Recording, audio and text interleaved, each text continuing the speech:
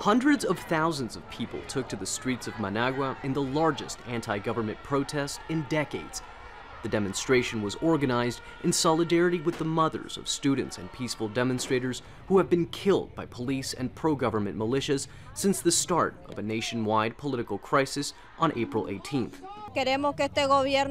We want this government to have a conscience and stop killing our youth.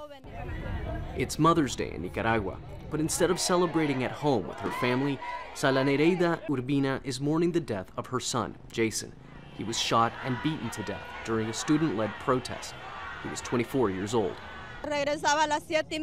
He used to come home at 7:30 every morning to have breakfast with me. That's what hurts the most, because now who will I make breakfast for? He was my only son. That's why I want justice for my son.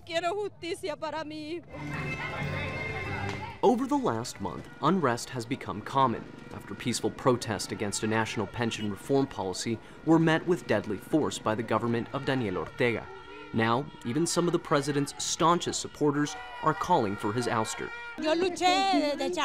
When I was a university student, I used my voice, my energy to boot out the Somoza dictatorship. And we dreamed that there would never be another dictatorship in this country. But over the last few years, a new dictatorship formed. That's not what we fought for. That's not what my friends died for. They died for a real change, a free and just Nicaragua. Across town, President Ortega spoke to supporters, claiming the dissent against his government is part of a right-wing conspiracy and denying any involvement in the deaths of demonstrators.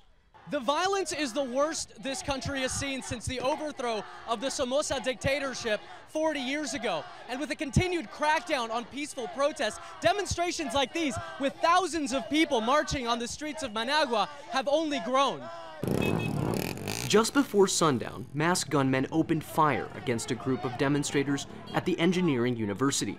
Several were injured, others ran for cover. Civil society organizations continue to add names to the list of those killed. Nearly 900 others have been injured. Manuel, Rapalo, Al Jazeera, Managua.